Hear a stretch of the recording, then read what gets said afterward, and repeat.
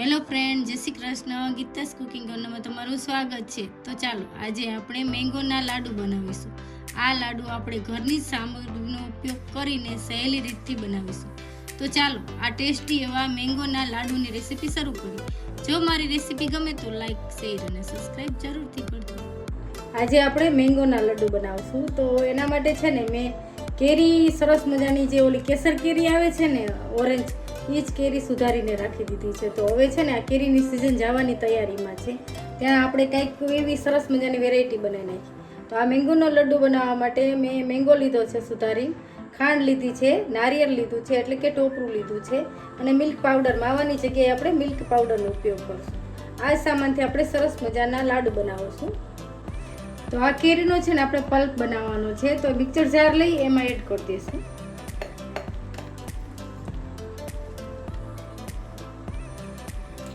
અને 2 ઇલાયચી આપણે ખોલીને એડ કરી દઈશું.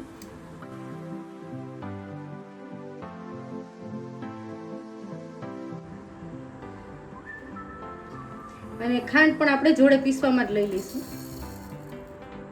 પછી આ બંને વસ્તુને આપણે પીસી લઈશું એકદમ સ્મૂથ એવું. એકદમ સ્મૂથ આપણી કેરી પીસાઈ ગઈ છે. તો હવે આપણે લાડુ બનાવીશું. હવે છે ને આપણે એક પેન લીધું છે, તો એ પેનમાં આપણે આ જે આપણે પલ્પ બનાવ્યો છે ને એ એડ કરી દઈશું.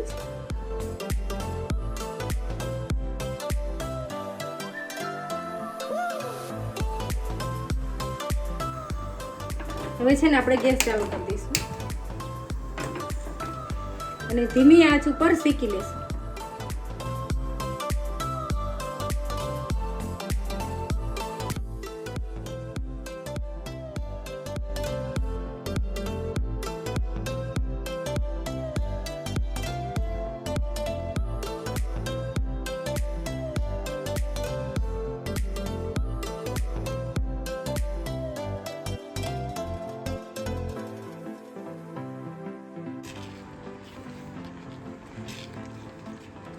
આપણે છે ને કેરીનો પલ્પ જો એકદમ અડધો થઈ ગયો છે સરસ મજાનો શેકાઈને. તો હવે છે ને આ ટોપરાનું છીણ આપણે મેં સૂકું ટોપરું લીધું છે, તો એને આપણે એડ કરી દઈ જોડે જ. જો લીલું નારિયેળનું ટોપરું હોય ને તો પહેલાં આપણે શેકી લેવાનું, પછી એડ કરવાનું.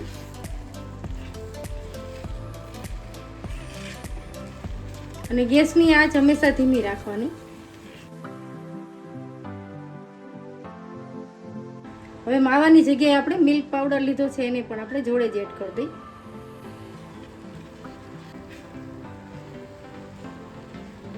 બધું છે ને આપણે સરસ મિક્સ કરી લઈશું.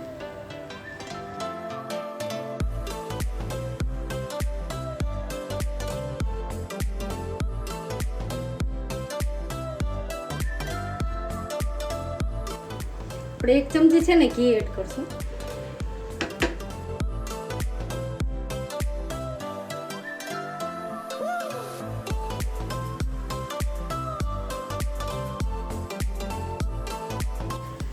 જો આપણું મિશ્રણ એકદમ સરસ ઘાટું થઈ ગયું છે, તો હવે છે ને આપણે પાછું હલાવી અને ગેસ બંધ કરી દઈશું થોડી વારમાં જ.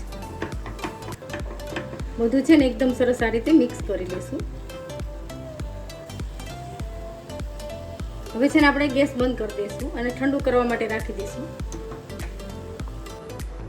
આપણું મિશ્રણ છે ને એકદમ સરસ ઠંડુ થઈ ગયું છે, તો આના છે ને આપણે નાના નાના લાડુ વાળીશું. તો ઉપરથી કોટ કરવા માટે મેં ટોપરાનું ખમણ લીધું છે.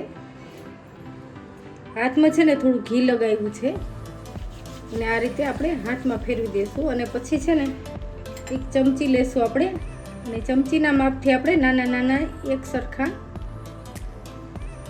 આ જ માપથી આપણે સરસ મજાના લાડુ વાળશું એક સરખા.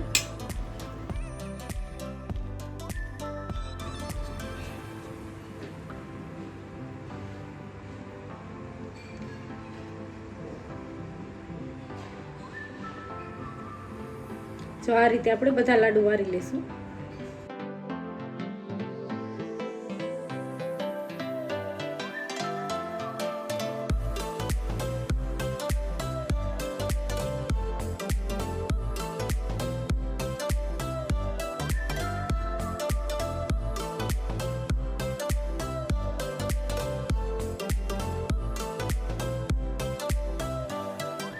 આપણે છે ને એકદમ સરસ ટેસ્ટી એવા મેંગોના લાડુ બનાવ્યા છે. તો આ ખાવામાં પણ મીઠા અને સરસ ટેસ્ટી લાગે છે. તો આ છે ને લાડુ તમે ફ્રીજમાં રાખી શકો 15 દિવસ સુધી, ને બારે એક જ દિવસ સારા રહે. જો મારી આ લાડુની રેસીપી ગમે તો લાઈક, શેર અને સબસ્ક્રાઈબ જરૂરથી કરજો, અને મને કોમેન્ટ કરીને કહેજો કે મેંગોના લાડુની રેસીપી તમને કેવી લાગી. Thank you.